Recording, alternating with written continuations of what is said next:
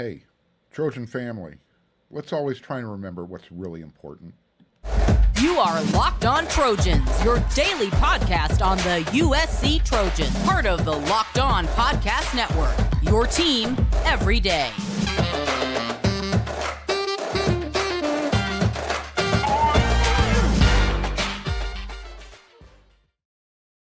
Fight on, everyone. I'm your host, Mark Culkin, and thank you for making Locked On USC your first listen every day.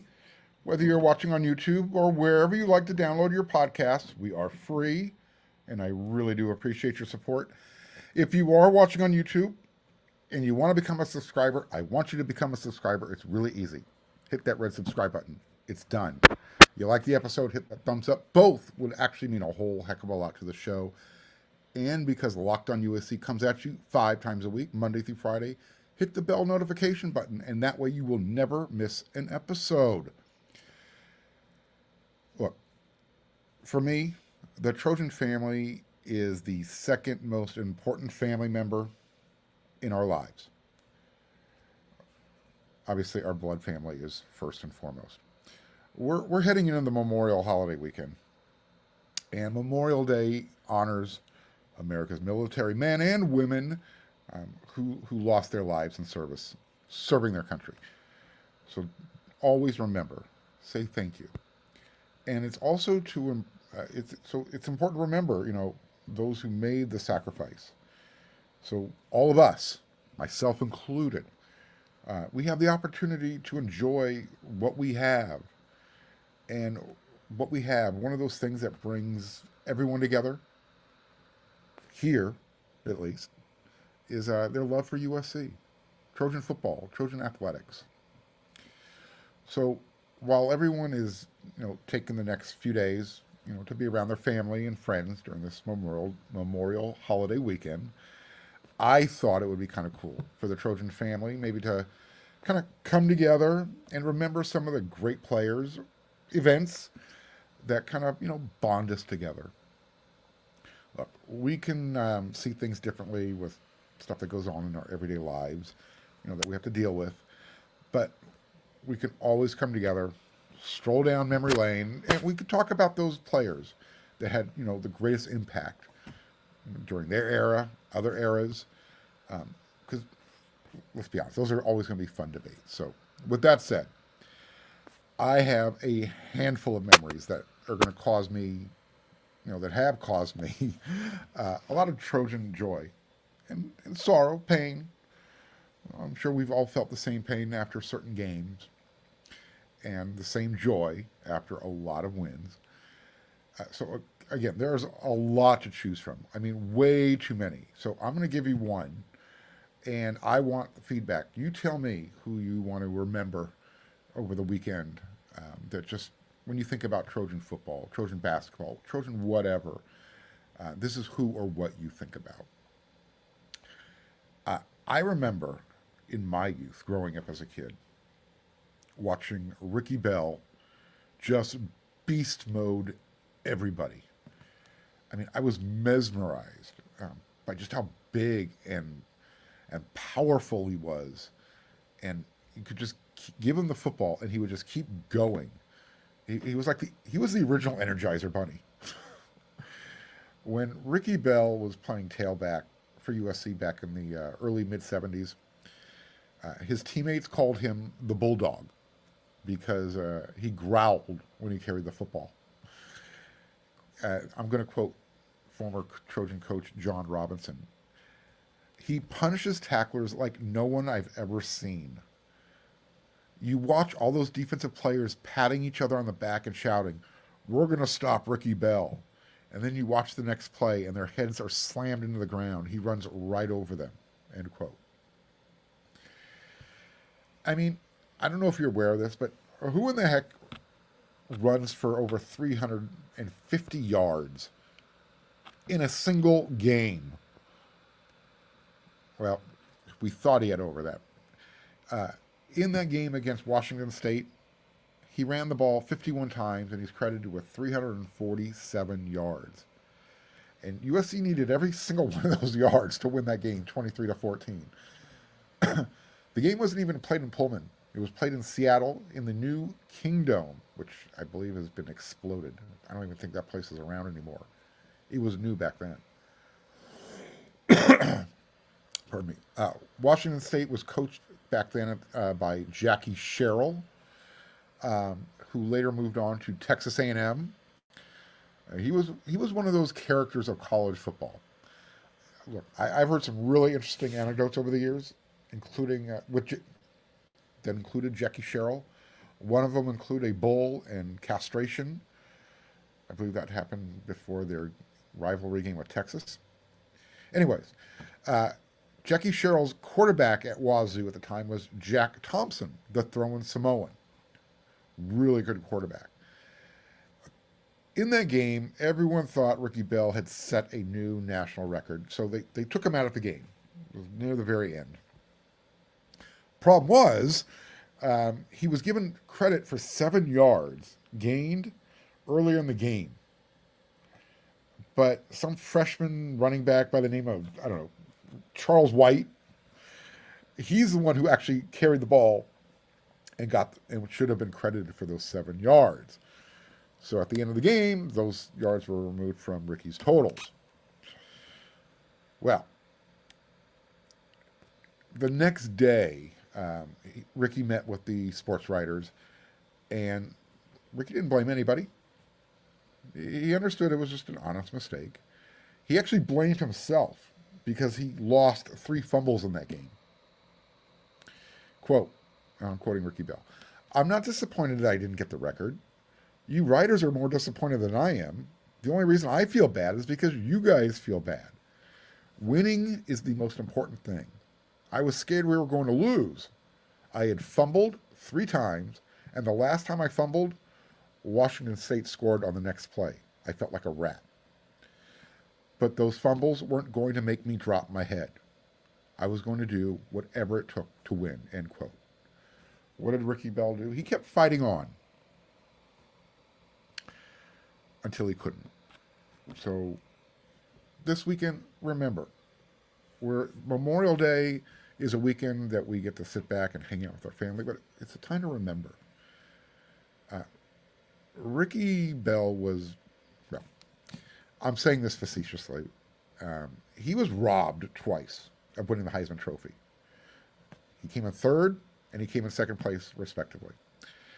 And he was also robbed of his life way too early. I mean, the prime of his life. He died at the age of 29 from heart failure. And that was resulting from a rare skin and muscle disease that he had called dermatomyositis. Yeah. It's been told that a lot of Ricky's friends didn't even know how the intense pain he was in the last couple of years of his life, or how exhausted he was, or that he was even, using an oxygen machine. This quote is from the late Chris Dufresne, who used to write for the LA Times, one of my favorite writers.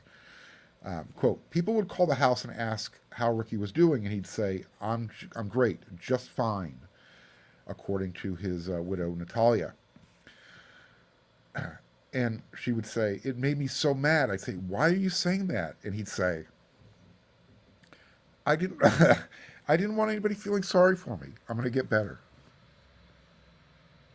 I'm getting a little choked up here. So Ricky Bell was my favorite player, all-time Trojan. So when someone asks me, why did you fall in love with USC? It was because of him. So again, Ricky Bell, favorite player. We understand his life and the tragedy, the way his career ended. But I'll always remember what Ricky did on the field individually.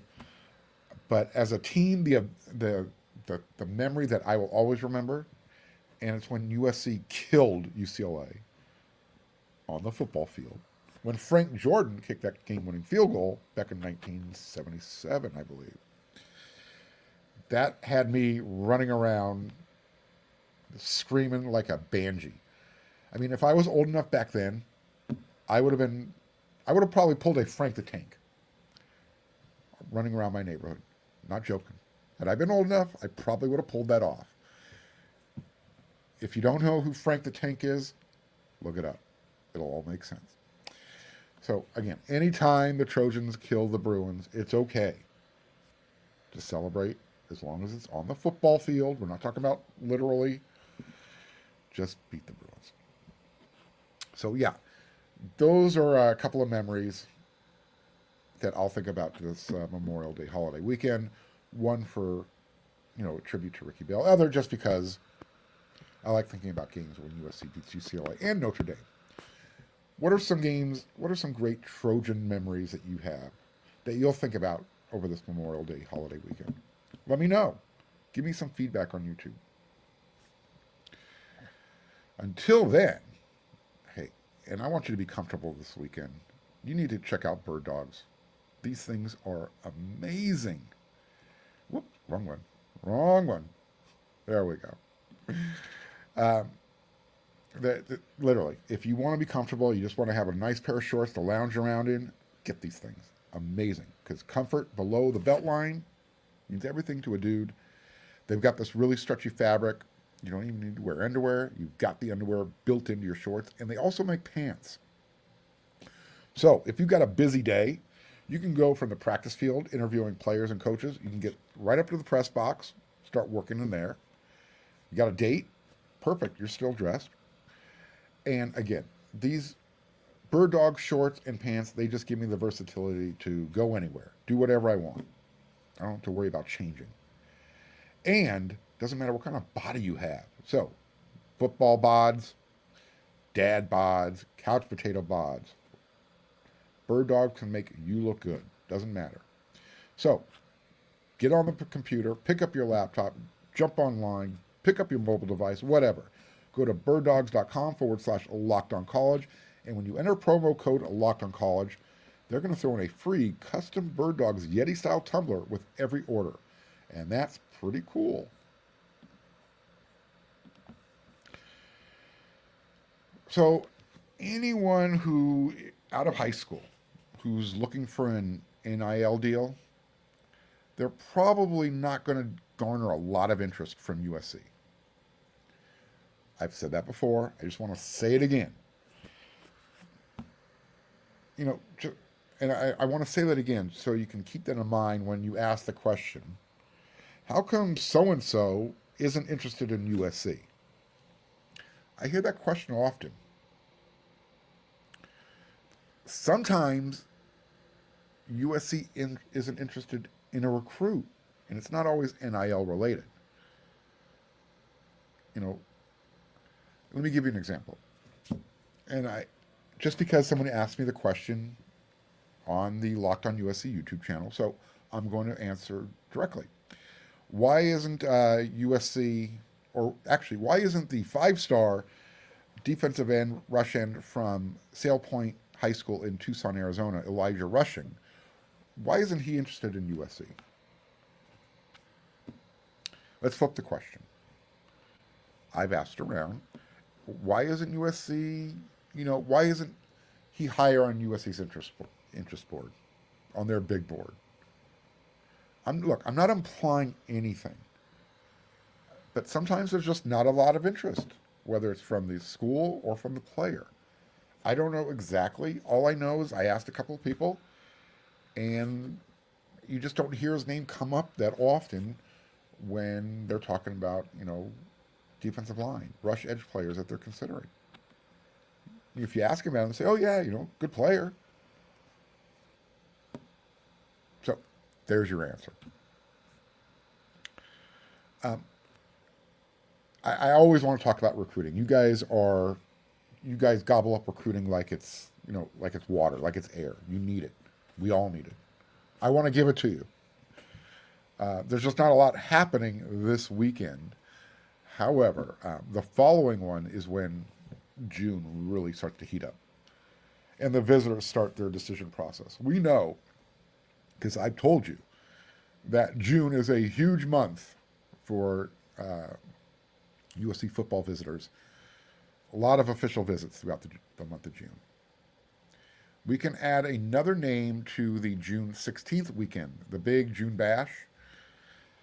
Martin High School in Arlington, Texas. Offensive lineman Makai Saina. He's going to take his official visit to USC. And he's going to be one of 15 other official visitors so far, planning to attend that weekend. Earlier in the year, Mackay released a top 10. USC made the list, along with Georgia, LSU, Nebraska, Oregon, Penn State, TCU, Texas, Texas A&M, and Michigan. Yeah, he's highly sought after. He plays tackle in high school. Most forecast him to play interior offensive line in college and in the NFL. As of right now, in the month of June, USC has 32 guys scheduled to visit. So far. We haven't even gotten to June yet, so that number is probably going to increase.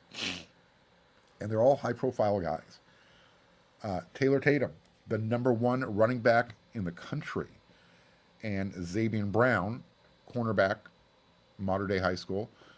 Those two highlight the June 2nd weekend, along with, you got Dakota Fields from Sarah. You've got Kingston Vileamu Asa, St. John Bosco. Cameron Fountain, defensive end from Atlanta, Georgia. Those guys are going to be there the first weekend of June.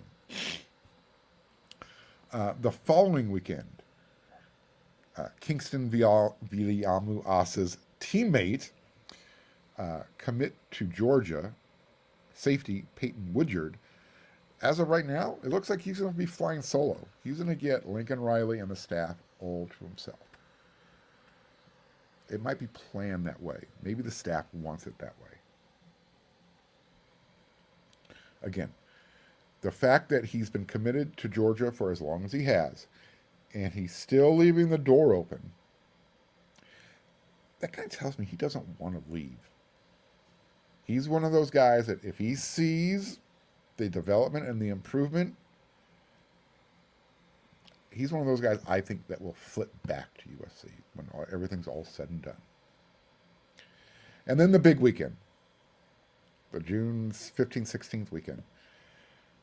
Marcellus Williams, Ryan Pelham, Draylon Miller, DeAndre Carter.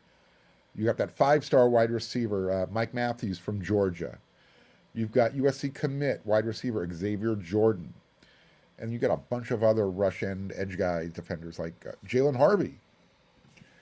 So, again, that's going to be a busy weekend. I will keep you updated between now, then, as well as afterward. But when those visits are over, there are going to be 2 places for you to hang out. Obviously, you're going to be hanging out here every single day because Locked On USC comes at you 5 times a week, Monday through Friday. But when you're not here on getting your stuff first on Locked On USC, then you're going to head right on over to brsc.com because that's where I've got you covered with all my written stuff. That's where Scott Schrader, Eric McKinney, Chris Arledge, Greg Katz, our basketball fans, Rich Rubin, he's got this stuff on lockdown. I will be chipping in there as well. I'm just focusing on football right now during the off season. But you want good basketball coverage, Rich knocks it out. He can hit 3-pointers like Steph Curry. That's all I'm going to say. So, it's your Friday episode, Locked on USC, end of the week. Time for me to go off on a little rant. That's what we always do at the end of the week. On the Mike Bones situation, someone asked me on the YouTube channel, Locked on USC, if I wanted to re-examine my thoughts in light of the recent allegations that came out from the Cincinnati report. Apparently, some details. Well, no, my thoughts haven't changed because I've seen nothing to persuade me to change. Nothing I read made my skin crawl. I'm using finger quotes. Look, again, just because someone uses some very descriptive words to try and reinforce some allegations, putting your hand on someone's shoulder, again, it doesn't rise to the level that people want this to rise to. So, as time goes by, unless something more salacious comes out, something more nefarious, where, okay, yeah, Mike, you really crossed the line. Other than pretty much what I've talked about and what these allegations that are coming out pretty much support, I'm probably not going to talk about this a whole lot more. I'll update names for his replacement at USC that are, under consideration. But other than that, no, done. Again, you want to bring me some more evidence? I'll consider it based on what I know, who I've spoken with, and what I see coming out. You want to think less of me? Hey, look, we all have our biases. I'm just of the opinion that things could have been handled differently by everybody, including Mike Bone. I'm not excusing him whatsoever. Moving forward, to another one of my loyal listeners, and I want to thank all of you. Seriously, I want the feedback. Keep it coming. Thank you for watching and listening. If you're not watching on YouTube, you're listening on wherever you download your podcast. But come on, man. When I use the Trojan bat signal, it's strictly for analogy purposes. When I call it the bat signal, that is the victory sign. Okay? Let's not get carried away. I guess just picture one of those old Felix the Cat Chevrolet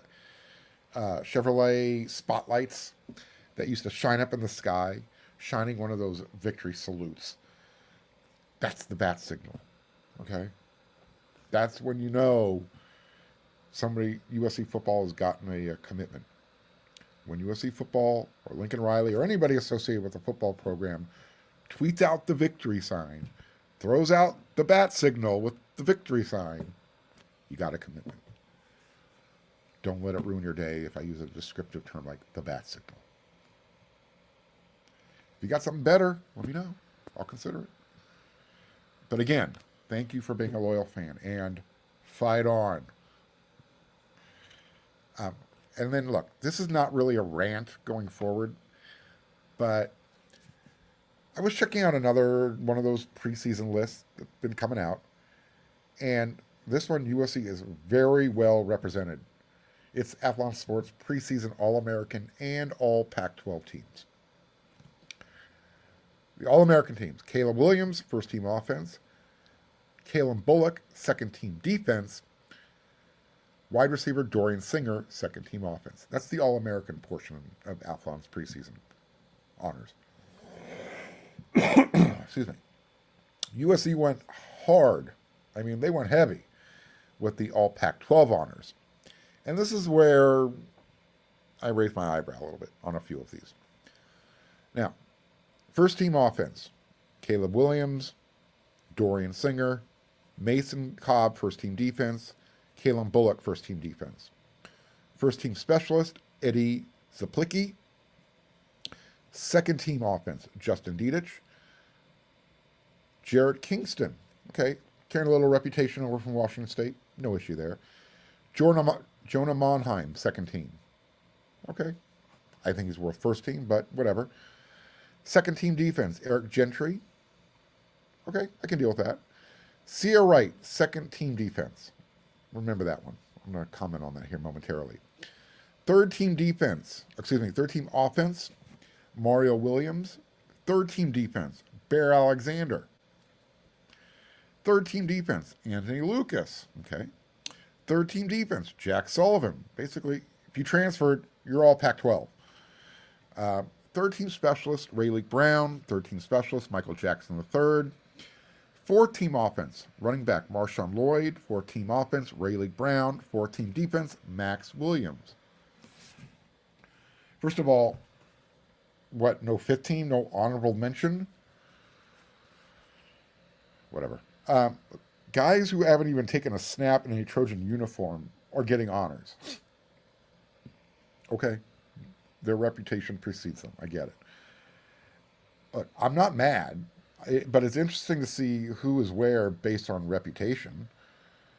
I mean, look, Anthony Lucas, he was suspended at Texas A&M. I'm not holding that against him, but he didn't play the last part of the season. And then you have a guy who was a freshman backup at Georgia, Bear Alexander. That makes him at least the third best in the Pac-12. Okay. Sia Wright, second team.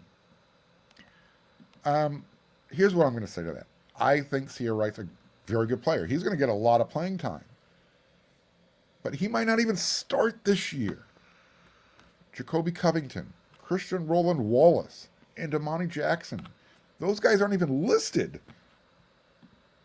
So, again, preseason honors list, I get it. Stuff that just to kind of keep our minds occupied.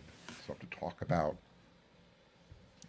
Not a rant, but something that, you know what, I don't really agree with everything that I'm looking at here. Just trying to keep it 100, as you youngins say.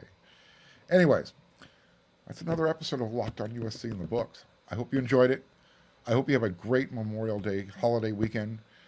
Remember, what's really important in life, besides USC football and basketball, take the time to remember. And I look forward to talking with you again next week on Locked on USC. So until then, everyone, you know what to do.